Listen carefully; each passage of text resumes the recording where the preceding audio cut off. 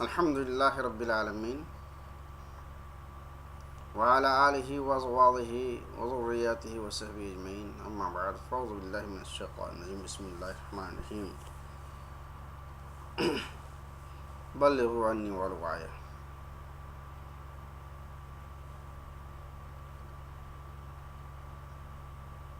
قال ابن حجر رحمة الله عليه موضوع زيادة الثقة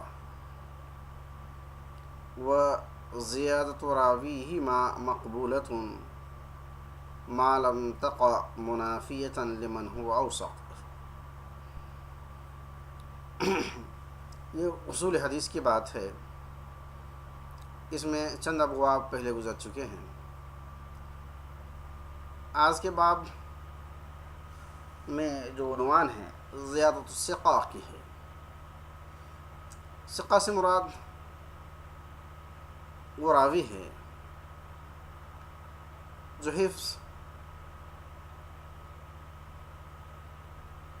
حفاظت میں مضبوط ہے، اوثق ہے.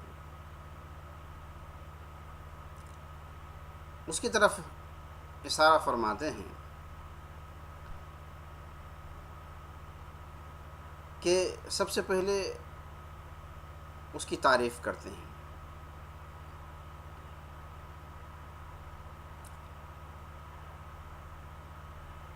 تعریف اس کی یوں ہے: وہی ان یروى جماعہ حدیثا واحدا بسناد واحد فیزید فیہ بعض الثقات زیادتا لم یذکرها بقیۃ الرواة سواء كان ذلك في السند ام في المتن ام في كليهما. یہ عبارت ہے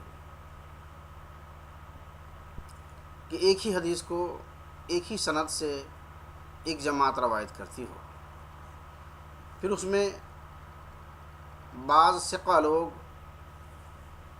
کچھ زیادہ کر دیتے ہیں جس کا ذکر دوسرے باقی روات جو ثقہ ہیں وہ اس کا ذکر نہیں کرتے ہیں، خواہ یہ زیادتی سند میں ہو یا متن میں ہو یا دونوں میں ہو. یہ اس کی تعریف ہے.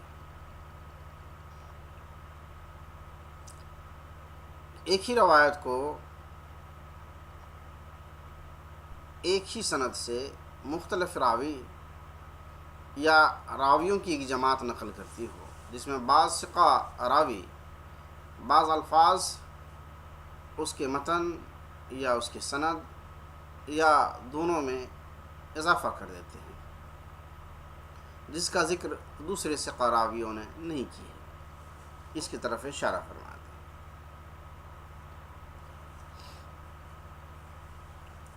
یہ تو اس کی تعریف گزری. دوسری مقام پر دیکھتے ہیں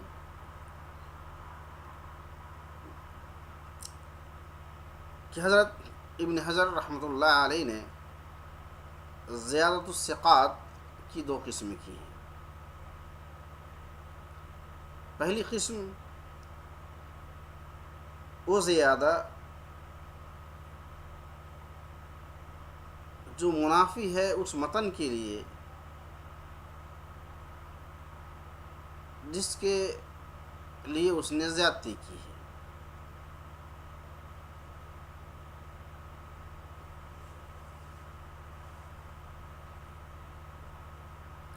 جبکہ جب اس میں سے کسی ایک کو قبول کرتے ہیں تو دوسرے کا رد لازم آتا ہے. تو اس مقام پر دونوں کے درمیان ترجیح واقع ہوتا ہے، ایک اس کے درمیان ایک اس کے مخالف معارض کے درمیان. تو راجح کو قبول کریں گے اور مرجوح کو رد کریں گے.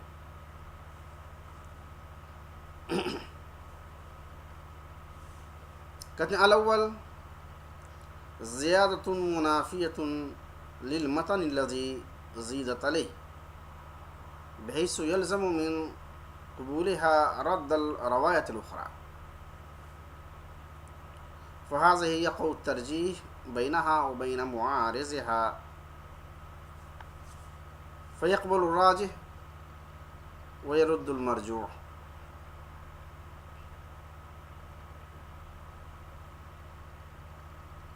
دوسرا، زیادة لا تنافي رواية من لم يذكرها، فهذه تقبل مطلقا لأنها في حكم الحدیث المستقل. دوسرے کے بارے میں بتایا کہ وہ زیادہ جو دوسری روایت کے معارض اور منافی نہیں ہے، جس کا دوسرے لوگوں نے ذکر نہیں کیا ہے، تو اس کو مطلقاً قبول کریں گے کیونکہ یہ مستقل حدیث کے حکم میں ہوگا.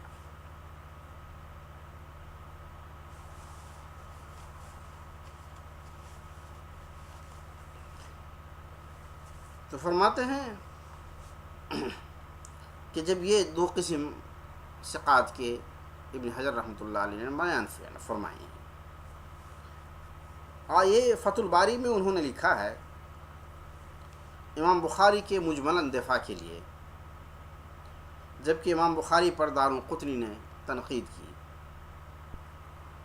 تو اس وقت انہوں نے یہ جواب دیا: ما تفرد بعض الرواة بزيادة فيه دون من هو أكثر عددا أو أضبط ممن لم يذكرها، فهذا لا يؤثر التعليل به إلا إذا كانت الزيادة منافية بحيث يتعذر الجمع، أما إن كانت الزيادة لا منافاة فيها بحيث تكون كالحديث المستقل فلا.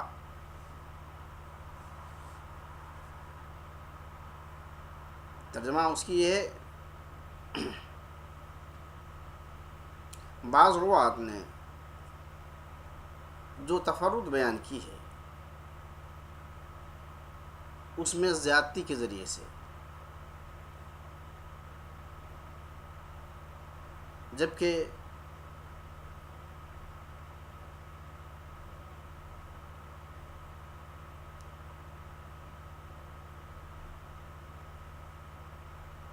اکثر عدد اس سے کم ہیں، یا یہ زیادہ مضبوط اور مضمون ہیں ان لوگوں کی روایت سے جس کا دوسروں لوگوں نے ذکر نہیں کیا ہے، تو اس شکل میں یہ تعلیل کوئی اثر نہیں رکھتی ہے. مگر جبکہ زیادہ منافی ہو، جہاں جمع کرنا معذور ہو، مشکل ہو،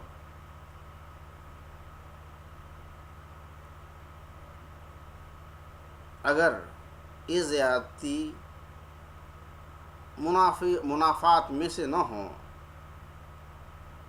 تو اس کو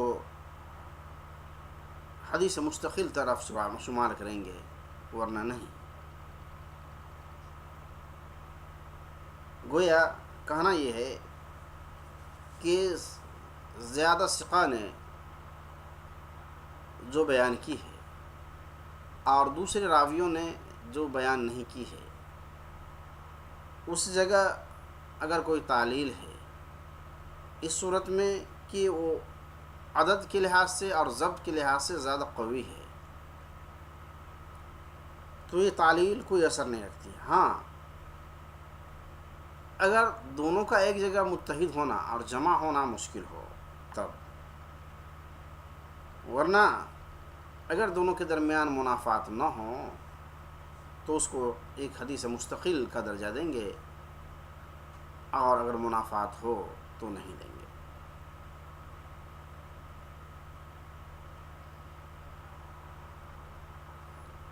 اور آگے فرماتے ہیں: حق الخطیب اتفاق العلماء علی قبول مثل ہوا.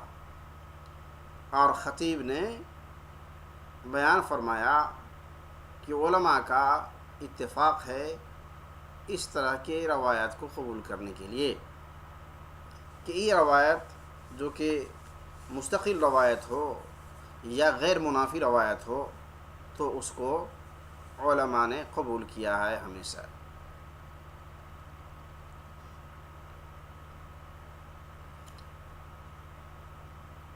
یہاں ایک تیسری قسم بھی ہے جس کا ذکر ابن صلاح رحمۃ اللہ علیہ نے کیا ہے،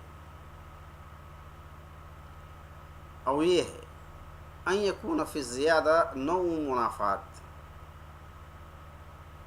کا تقیید مطلق اور تخصیص عام،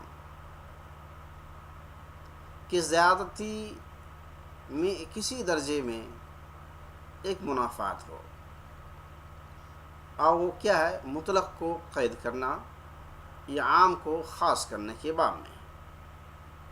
اور اس کی مثال ایک حدیث ہے جو حضرت حذیفہ رضی اللہ تعالیٰ عنہ کی روایت ہے، کہ حدیث حذیفہ صلی اللہ علیہ وسلم، جعلت لی الارض مسجدا وطہورا،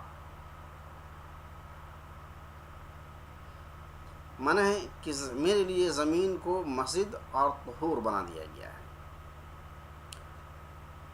بعض روات نے وہاں یہ زیادہ کیا ہے، اور راوی ہیں ابو مالک سعد بن طارق الاشجعی، ابو مالک سعد بن طارق الاشجعی وہ یہ زیادہ کرتے، کہتے جعلت تربتها لنا طہورا، کہ اس کی تربت، زمین کی تربت ہمارے لیے پاک کر دی گئی ہے۔ کہتے ہیں فہذہ لیست منافیۃ من کل وجہ، اس کی یہ ہر لحاظ سے منافی نہیں ہے، بل من جہت اخراج بعض افراد العام، بلکہ اس لحاظ سے کہ عام افراد میں سے بعض کو باہر نکالا ہے۔ ابن صلاح نے کہا فهذا القسم يشبه القسم الأول من حيث أن ما رواه الجماعة عام وما رواه المتفرد بالزيادة مخصوص، وفي ذلك مغايرة في الصفة ونوع من المخالفة يختلف به الحكم، يشبه أيضا القسم الثاني من حيث أن لا منافات بينهما۔ ابن صلاح فرماتے ہیں کہ یہ قسم شبیہ ہے قسم اول کی، جہاں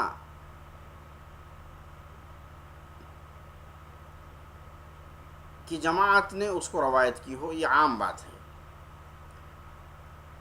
اور جو روایت متفرد نے کی ہے زیادہ کے ساتھ وہ مخصوص بات ہے۔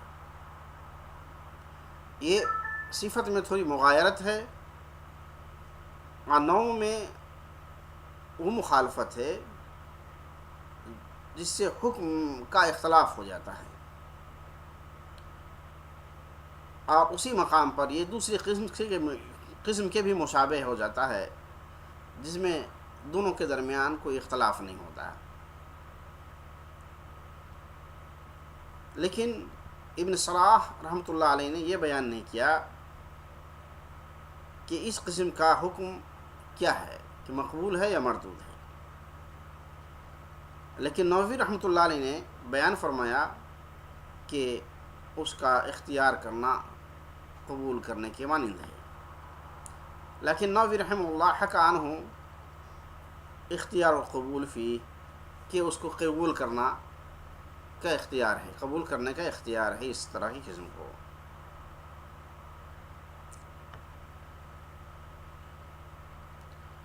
تو گویا اب تک جس موضوع پر بات کر رہے تھے نمبر 2 میں، تو ثقہ کی زیادتیوں کے اقسام،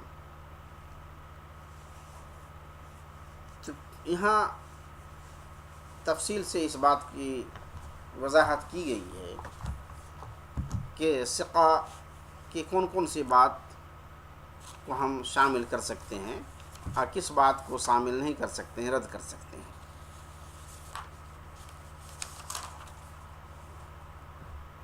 تیسری بات ابن حجر رحمۃ اللہ علیہ نے اپنے شرح میں یہ قرار دیا ہے کہ علماء کی جماعت سے جو مشہور ہے، ہر وہ چیز جو علماء کی جماعت میں مشہور ہے اس قول کو مطلق زیادتی کے ساتھ قبول کر لیں گے بغیر تفصیل کے،